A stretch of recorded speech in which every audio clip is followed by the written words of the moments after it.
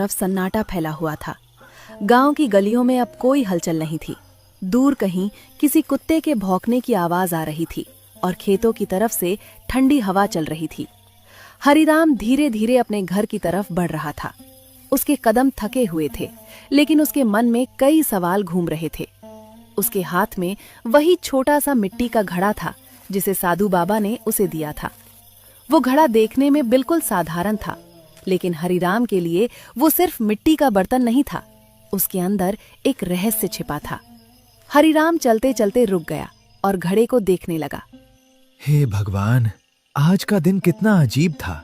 सुबह तक मुझे नहीं पता था कि मेरा साथी बादल मुझे कहाँ ले जाएगा। मैंने सोचा था कि शायद वो किसी अपने को ढूंढ रहा है, लेकिन मुझे क्या पता था कि उसके पीछे इतनी अजीब और बड़ी कहानी छिपी होगी। हरिराम को बादल की याद आने लगी। वो कैसे सुबह दरवाजे पर खड़ा रहता था, कैसे चंदू के पीछे पीछे चलता था, कैसे खेत में उसकी मदद करता था। हरिराम की आंखें थोड़ी नम हो गईं। बादल, तू सच में एक जानवर नहीं था। तू तो मेरे परिवार का हिस्सा बन गया था, लेकिन शायद तेरी जगह वहीं थी जहां से तू आया था। कुछ देर बाद हरिराम अपने घर के सामने पहुंच गया। दरवाजा खुलते ही चंदू दौड़ता हुआ बाहर आया।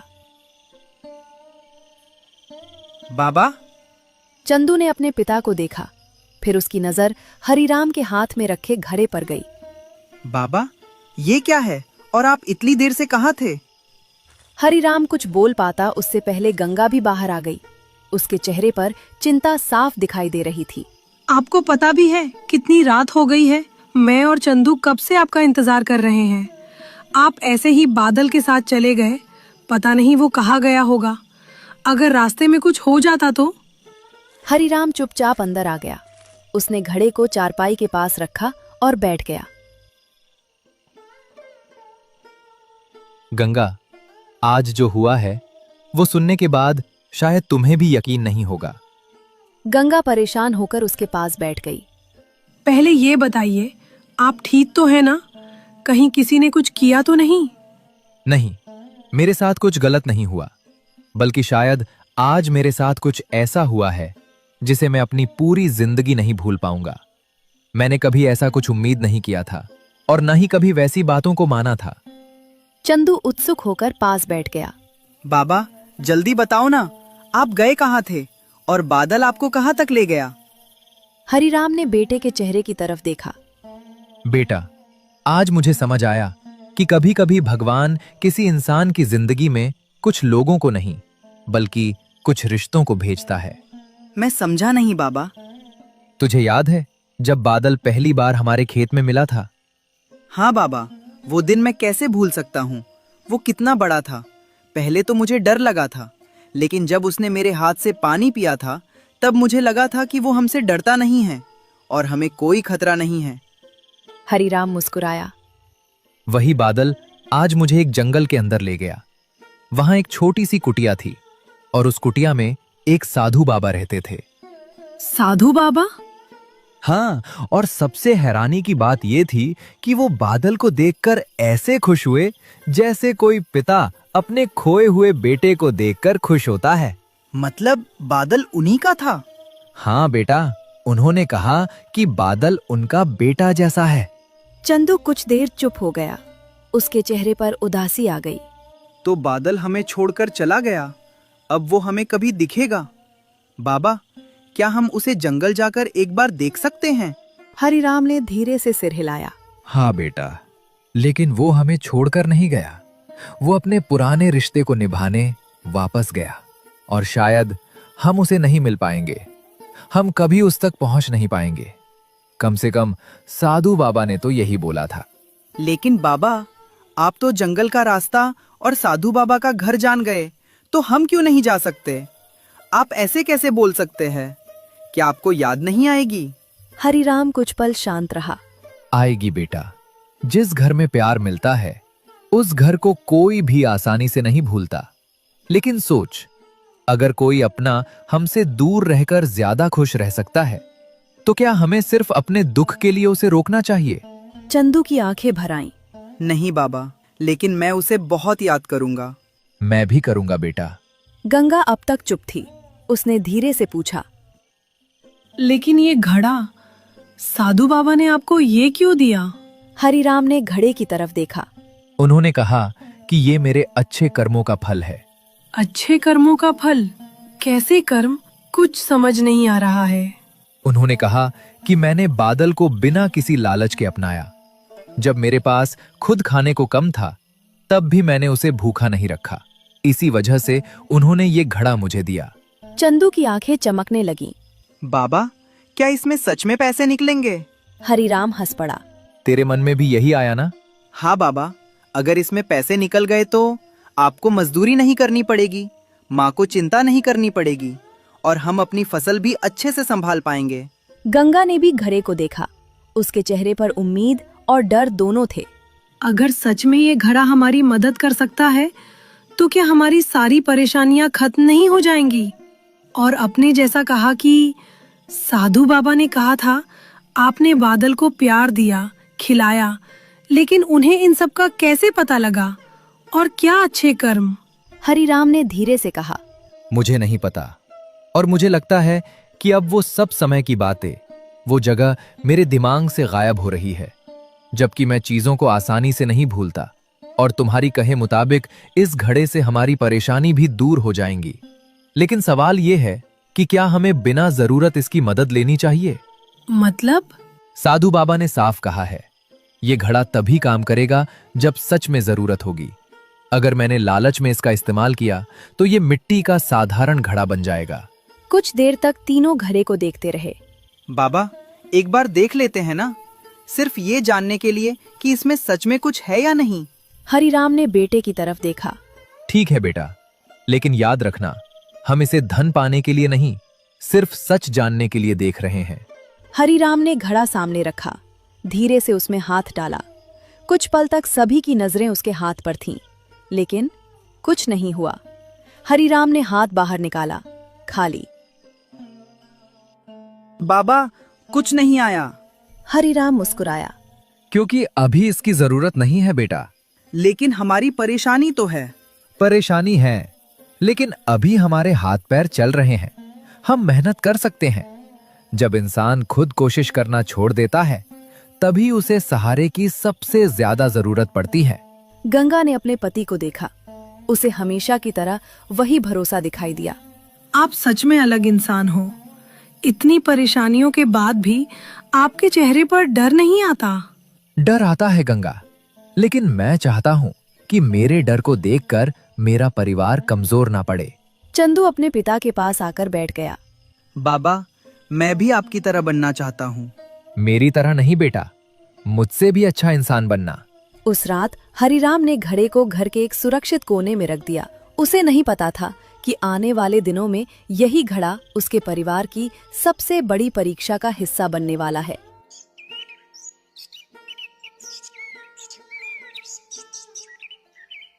अगली सुबह हरिराम हमेशा की तरह जल्दी उठ गया। उसने सबसे पहले घड़े को देखा।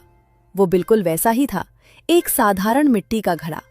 समय आने पर ही इसका रहस्य खुलेगा। वो बाहर आया ही था कि तभी मोहन और रामू तेजी से उसके घर की तरफ आते दिखाई दिए। दोनों के चेहरे पर चिंता थी। हरिराम, जल्दी बाहर आ। हरिराम घबरा गया। क्या हुआ मोहन, सब ठीक तो है? मोहन ने परेशान होकर कहा। ठीक नहीं है हरिराम, भैरव सिंह ने ऐसी चाल चली है जिससे हमारी खेती खतरे में पड़ सकती है। हरिराम का चेहरा गंभीर हो गया। अब और क्या किया उसने? मोहन कुछ बोलने ही वाला था, तभी दूर से भैरव सिंह के आदमी की आवाज आई। सभी लोग चौपाल पर पहुंच जाएं। भैरव सिंह ने जरूरी बात के लिए सबको बुलाया है। हरिराम ने मोहन की तरफ देखा। उसे एहसास हो गया था कि अब एक नई मुश्किल उसके सामने आने वाली है। गांव की चौपाल पर धीरे धीरे किसान इकट्ठा होने लगे थे। कुछ किसानों के चेहरे पर चिंता थी, तो कुछ को समझ नहीं आ रहा था कि आखिर भैरव सिंह ने अचानक सबको क्यों बुलाया है। चौपाल के बीच में भैरव सिंह अपनी बड़ी कुर्सी पर बैठा था। उसके चेहरे पर वही पुरानी चालाक मुस्कान थी। हरिराम, मोहन और राम, तुम भी आ गए, अच्छा हुआ। आज की बात तुम्हारे लिए भी बहुत जरूरी है। भैरव सिंह जी, अगर बात खेती से जुड़ी है तो साफ साफ बताइए। गांव के किसानों को चिंता में रखने से क्या फायदा? भैरव सिंह हल्का सा हंसा। अरे हरिराम, तुम तो हमेशा जल्दी में रहते हो। मैं तो बस तुम लोगों की भलाई के लिए ही सबको बुलाया है। भलाई के लिए? लेकिन आपके चेहरे से तो ऐसा नहीं लग रहा। कुछ किसान रामू की बात सुनकर एक दूसरे को देखने लगे। रामू, तुम्हारी यही आदत है, हर बात में शक करना। लेकिन इस बार मामला बड़ा है। आखिर हुआ क्या है? भैरव सिंह ने अपने आदमी की तरफ देखा। उस आदमी ने एक कागज निकालकर भैरव सिंह को दिया। ये कागज शहर के बड़े व्यापारी की तरफ से आया है। किसानों में हलचल मच गई। शहर के व्यापारी का कागज? लेकिन क्यों? क्योंकि उन्होंने इस बार कुछ खेतों का धान खरीदने से मना कर दिया है। क्या? कौन से खेतों का? भैरव सिंह ने जानबूझकर कुछ देर चुप्पी रखी, फिर मुस्कुराते हुए बोला, दक्षिण तरफ के खेतों का। हरिराम का चेहरा बदल गया। क्या मतलब? दक्षिण वाले खेतों का धान क्यों नहीं खरीदेंगे? क्योंकि शहर के व्यापारी का कहना है कि उस तरफ का धान बाकी धान से बहुत जल्दी बड़ा हो जाता है। उन्हें शक है कि उसमें कुछ मिलावट है, शायद गलत रासायनिक खाद या कोई ऐसा पदार्थ इस्तेमाल किया गया है जिससे धान जल्दी बढ़ता है। किसानों में चिंता फैल गई। लेकिन ये कैसे हो सकता है? हमने तो वही खाद डाली है जो हर साल डालते हैं। हमने कोई गलत चीज नहीं मिलाई। भैरव सिंह जी, ये बात सिर्फ कह देने से सच नहीं हो जाएगी। कोई सबूत है आपके पास? भैरव सिंह की आंखों में गुस्सा चमका। मोहन, तुम हमेशा मेरी बात पर सवाल क्यों करते हो? क्या मैं गांव का दुश्मन हूं? और वैसे तुम्हें इतनी चिंता क्यों हो रही है? तुम्हारा खेत तो उत्तर की तरफ है। दुश्मन कौन है ये समय बताता है, लेकिन किसानों की मेहनत पर सवाल उठेगा तो जवाब तो देना पड़ेगा। और ये मेरी और किसी और की बात नहीं है, हम सबकी है।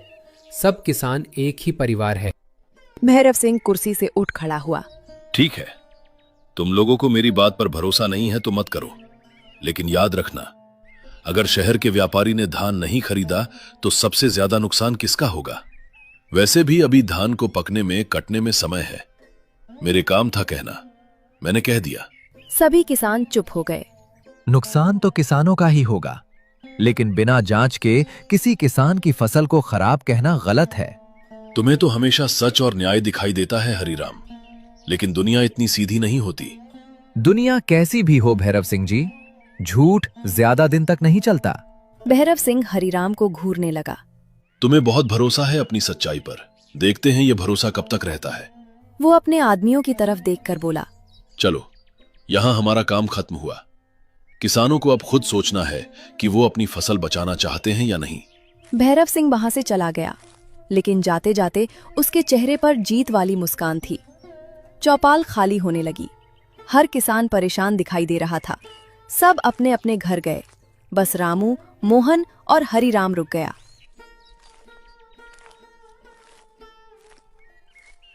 हरिराम भाई, अब क्या होगा? अगर सच में व्यापारी ने धान नहीं खरीदा तो हमारी पूरी मेहनत बेकार हो जाएगी। घबराने से कुछ नहीं होगा रामू, पहले पता करना होगा कि सच क्या है। लेकिन भैरव सिंह ने तो शहर के व्यापारी से बात कर ली है, अब कौन हमारी सुनेगा? मुझे शुरू से ही इस आदमी पर भरोसा नहीं था। जब भी गांव के किसानों का फायदा होने लगता है, ये कोई ना कोई रास्ता निकाल लेता है। मोहन, हमें गुस्से से नहीं, समझदारी से काम लेना होगा। तुम हमेशा धैर्य की बात करते हो हरिराम, लेकिन इस बार बात तुम्हारे खेत की भी है। हरिराम कुछ नहीं बोला, क्योंकि वो जानता था दक्षिण की तरफ उसका भी खेत था।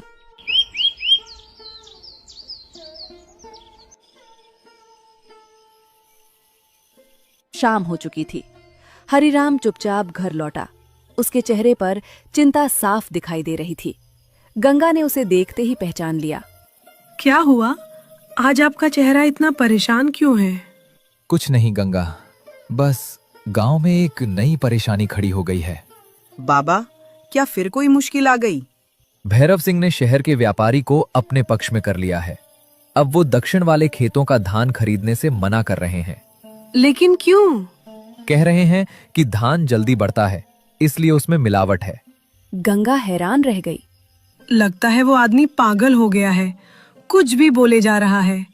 हमने तो कुछ गलत ही नहीं किया। मुझे पता है गंगा, लेकिन जब झूठ ताकतवर लोगों के हाथ में आ जाए तो सच को साबित करने में समय लगता है। बाबा, क्या हम अपना धान नहीं बेच पाएंगे? हरिराम बेटे की तरफ देखने लगा। उसके पास जवाब नहीं था। पता नहीं बेटा। पहली बार चंदू ने अपने पिता की आवाज में चिंता महसूस की। रात गहरा चुकी थी। गंगा और चंदू सो चुके थे, लेकिन हरिराम की आंखों में नींद नहीं थी। वो बाहर बैठा अपने खेतों के बारे में सोच रहा था। मैंने हमेशा मेहनत और सच्चाई पर भरोसा किया है, लेकिन अगर इस बार मेरी फसल नहीं बिकी तो घर कैसे चलेगा? चंदू की जरूरतें, गंगा की चिंता, सब कैसे पूरा होगा? उसकी नजर अचानक उस कोने पर गई जहां साधु बाबा का दिया हुआ घड़ा रखा था। हरिराम धीरे धीरे उसके पास गया। साधु बाबा ने कहा था, यह घड़ा तभी काम करेगा जब सच में जरूरत होगी। उसने घड़े को हाथ में उठाया। क्या यह वही समय है? वो कुछ देर सोचता रहा।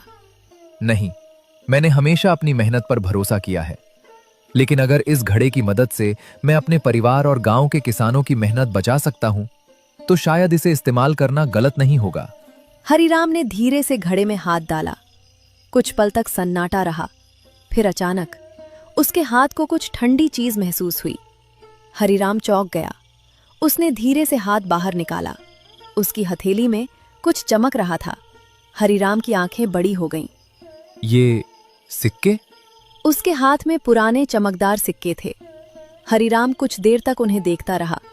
उसके चेहरे पर खुशी नहीं, बल्कि हैरानी थी। तो सच में ये घड़ा जरूरत के समय ही काम करता है। वो आसमान की तरफ देखने लगा। हे भगवान, मुझे रास्ता दिखाना। कहीं ऐसा न हो कि ये मदद मुझे लालची बना दे। हरिराम की हथेली में चमकते हुए पुराने सिक्के थे। कुछ पल तक वो उन्हें देखता ही रह गया। उसकी आंखों में खुशी थी, लेकिन दिल में एक अजीब सा डर भी था। तो साधु बाबा की बात सच थी। ये घड़ा सच में जरूरत के समय ही मदद करता है। लेकिन भगवान, मुझे इस धन का गलत इस्तेमाल करने से बचाना। हरिराम जल्दी से सिक्कों को लेकर घर के अंदर गया। गंगा और चंदू अभी जाग रहे थे। चंदू ने जैसे ही अपने पिता के चेहरे पर खुशी देखी, वो तुरंत उनके पास आ गया। बाबा, क्या हुआ? आज आप इतने खुश क्यों लग रहे हो? क्या खेत की कोई परेशानी खत्म हो गई? हरिराम कुछ पल चुप रहा। फिर उसने अपनी मुट्ठी खोली। सिक्के देखकर चंदू की आंखें चमक उठीं। बाबा, ये तो सिक्के हैं। आजी, ये सिक्के कहाँ से आए? क्या सच में उस घड़े ने? हरिराम ने धीरे से सिर हिला दिया। हाँ गंगा, आज पहली बार जब मुझे लगा कि हमारे पास कोई रास्ता नहीं बचा, तब इस घड़े ने हमारी मदद की। बाबा, अब हमारी सारी परेशानी खत्म हो जाएगी ना? हरिराम मुस्कुराया। परेशानी कम जरूर होगी बेटा, लेकिन हमें ये नहीं भूलना चाहिए कि ये घड़ा हमें अमीर बनने के लिए नहीं मिला है। तो फिर किस लिए मिला है बाबा? जिसके पास जरूरत है उसकी मदद करने के लिए। गंगा की आंखें नम हो गईं। मैंने कभी नहीं सोचा था कि हमारी जिंदगी में भी ऐसा दिन आएगा। कितनी बार मैंने सोचा था कि अगर हमारे पास थोड़े पैसे होते तो चंदू की जरूरतें पूरी कर पाते, खेत के लिए अच्छा बीज ला पाते। गंगा, याद रखना, हमारे पास आज जो आया है वो सिर्फ हमारा नहीं है। इसमें उन लोगों का भी हिस्सा है जिनकी जिंदगी में कोई सहारा नहीं है। बाबा, मैं भी आपकी तरह बनना चाहता हूँ। मेरी तरह नहीं बेटा, मुझसे अच्छा इंसान बनना। पैसा कमाना आसान है, लेकिन किसी के दर्द को समझना सबसे बड़ी बात है। कुछ दिन बाद हरिराम ने मोहन और रामू को खेत के पास बुलाया। दोनों दोस्त उसके चेहरे पर बदलाव देख रहे थे। हरिराम, कुछ दिनों से तू बहुत परेशानियों के बीच भी शांत दिख रहा है। आखिर बात क्या है? हाँ भाई, पहले भैरव सिंह की चाल से हम सब परेशान थे, लेकिन तू जैसे किसी बात को लेकर निश्चिंत है। हरिराम कुछ देर चुप रहा। आज मैं तुम दोनों से एक ऐसी बात कहने वाला हूं जिसे सुनकर शायद तुम विश्वास नहीं करोगे। तू हमें अपना भाई मानता है ना? फिर ऐसी कौन सी बात है जो हमसे छुपा रहा है?